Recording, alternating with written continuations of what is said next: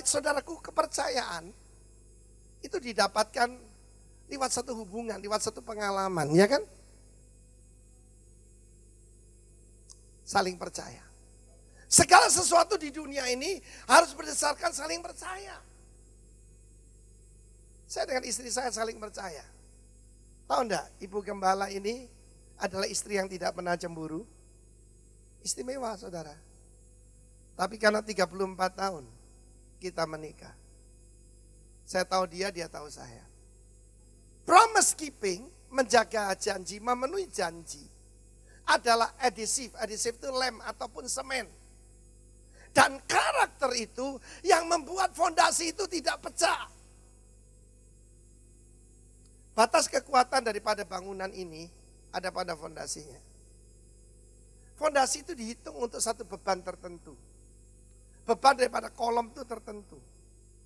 Kalau ini dinaikkan jadi 20 lantai, bisa enggak saudara? Fondasinya tidak bisa menahan, tanahnya pun tidak bisa menahan. Itulah karakter. Katakan trust is the foundation. Tampilkan itu, trust is the foundation. Ini penting saudara. Saudara, apa yang diharapkan? Sama seperti konglomerat yang telepon saya, dia bilang, Pak, nomor 1 bisa dipercaya Pak. Karena itu saya hubungi gereja. Puji Tuhan. Puji Tuhan saudaraku. Seharusnya Kristen itu identik dengan apa? Dapat dipercaya.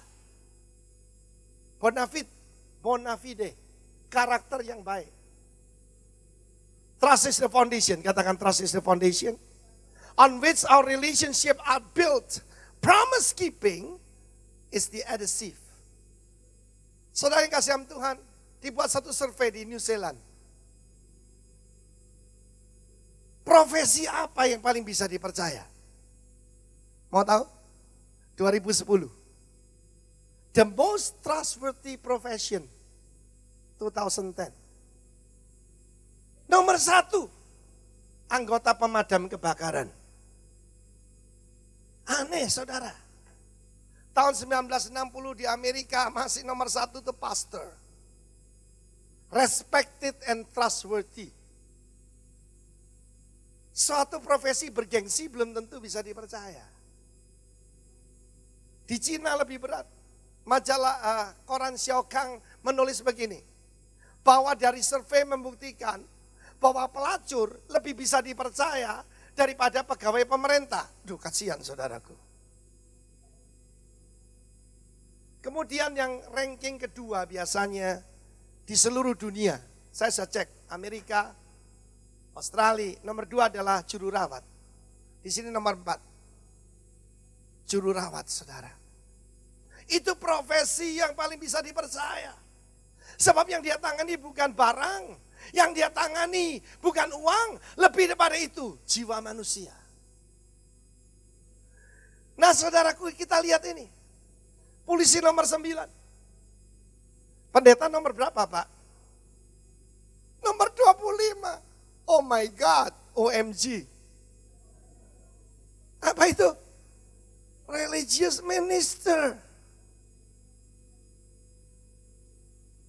Ngeri saudaraku. Pendeta kok nomor 25. Pendeta itu kalau namanya profesi itu mestinya terhormat dan paling bisa dipercaya. Saya tidak berani loh jodohkan orang. Perkataan saya sangat dipercaya. Tidak berani saya jodohkan orang. Paling kasih komentar. Kapan itu ada orang datang, Pak, ada orang ngaku saudaranya Pak Arifin, saya kehilangan 8 juta, lu salamu dewe. Dia datang menjelek-jelekan, Pak Arifin itu tidak mau tahu sama saya. Dia merasa jadi Mesias ditolong. Orang penipu saudaraku. Saya tanya mirip dengan saya. Tidak mirip Pak. CEO. Ojo bangga ya. Nomor 33. Coba lihat yang nomor kaki, nomor buntut. Lanjutkan. Aduh itu. Wartawan 35.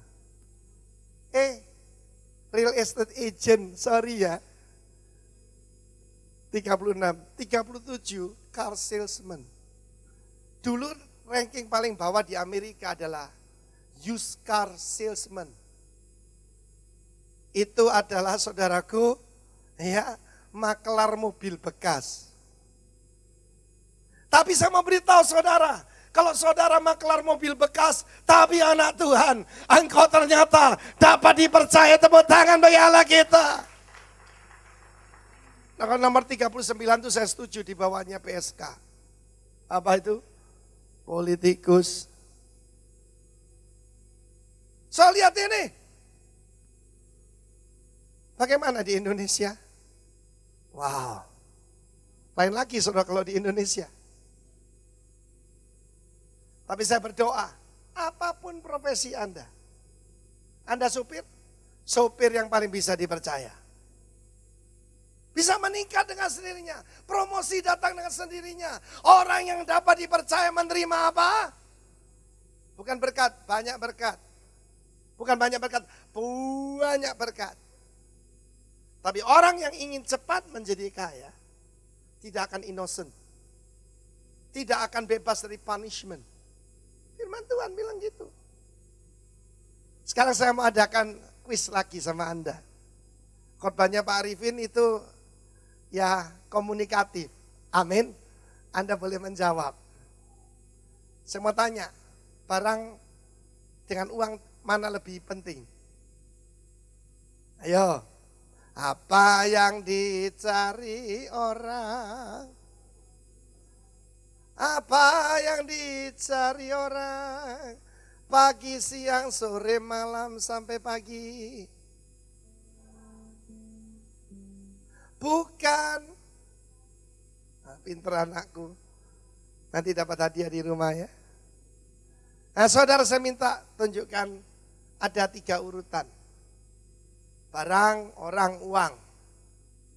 Ya itu ada 6 ya, 1, 2, 3, 4, 5, 6. Yang betul yang mana?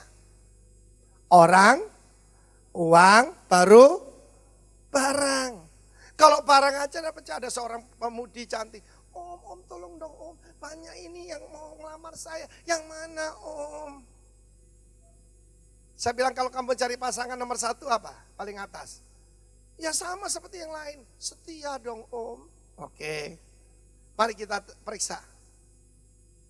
Ada enggak yang pinjam barangmu enggak dikembalikan? Dia diam, enggak mau jawab. Ya itu om yang paling ganteng tuh om. Pinjam majalah aja enggak dikembaliin. Majalah aja enggak dikembaliin, apalagi uang. Ada satu keluarga konsultasi sama saya. Gimana Pak calon menantu saya ini? Saya titip belikan pompa air. Saya dibelikan pompa air bekas Pak. Dibilang baru. Saya bilang batalkan pertunangan anakmu. Loh betul kan? Loh betul. Loh kok diam semua ya? Betul, nomor 1 orang. Kalau bisa dipercaya barang baru uang. Pak Arifin bagaimana rekomenda Pak orang itu?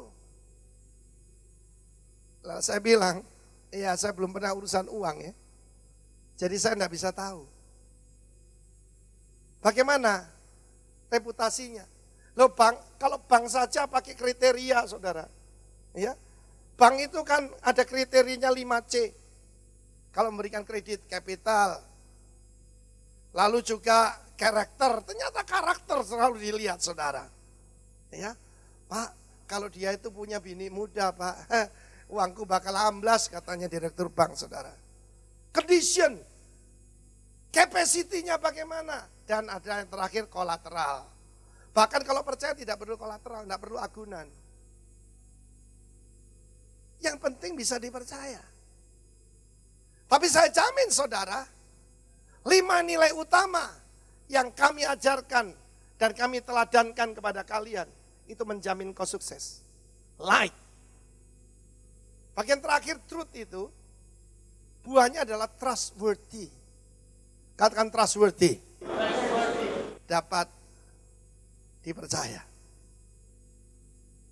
Nah saudaraku yang kasih Tuhan, kalau saudara mau mengalami banyak berkat sederhana, minta Tuhan merubah sifat karakter kita supaya bisa dipercaya. Apa kita bisa dipercaya? Baru keluar rumah, cincin kawinnya disembunyiin. Ngakune Joko, tiba-tiba Jokondo-kondo. Tuhan sedang matanya menjelajah seluruh bumi, mencari orang yang dapat dipercaya. Untuk dia melimpahkan kekuatannya. Pertanyaan apa saudara dan saya bisa dipercaya hari ini? Paling sedih saya mendengar perkataan dan sesuatu penghinaan pada kita. Saya tidak percaya orang Kristen. Kalau dititipi duit kalong, dititipi omongan tambah katanya saudaraku. Waduh, ini penghinaan luar biasa. Ya terserahlah yang Kristen-Kristenan, yang moten Kristen. Tapi saudara dan saya adalah anak-anak Tuhan, masyarakat mesianik yang dapat dipercaya. Tepuk tangan seperti Tuhan kita. Amin. Truth. Live in truth. Bukan punya kehidupan ganda. Kapan ada saya dikenalkan orang? Dia ngomongnya hebat, dia profesor, dia doktor, ini. Gampang saya search di Google, tidak ada namanya. Saya bilang sama anak buah saya, jangan percaya dia. Saudara yang kasih Tuhan, ada 3 tingkatan harta ya. Saya perlu ingatkan saudara. Yang pertama itu harta orang lain. Engkau sanggup dipercaya? Dipercaya hartamu sendiri. Ketiga, dipercaya harta yang sejati, yang sesungguhnya. Ada 3 tingkatan harta.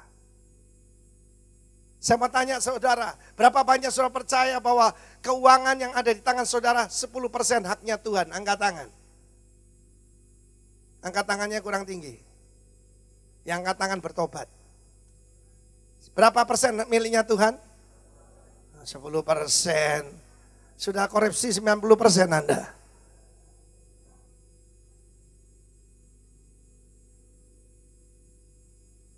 Tapi mau lihat orang dapat dipercaya sederhana. Lihat persepuluhannya. Amin. Saya melarang saudara untuk menstempel orang, ngecap orang. Betul saudaraku. Jangan gampang ngecap orang. Jangan ngecap orang karena bentuk wajahnya, karena rambutnya keriting atau lurus. Jangan pernah ngecap orang.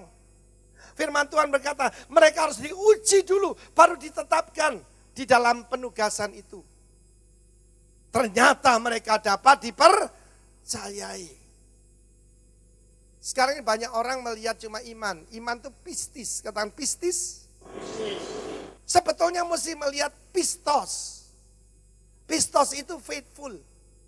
Dapat dipercaya. Saya minta kunci C. Nah ini saudara. Great is thy faithfulness. Great is thy faithfulness.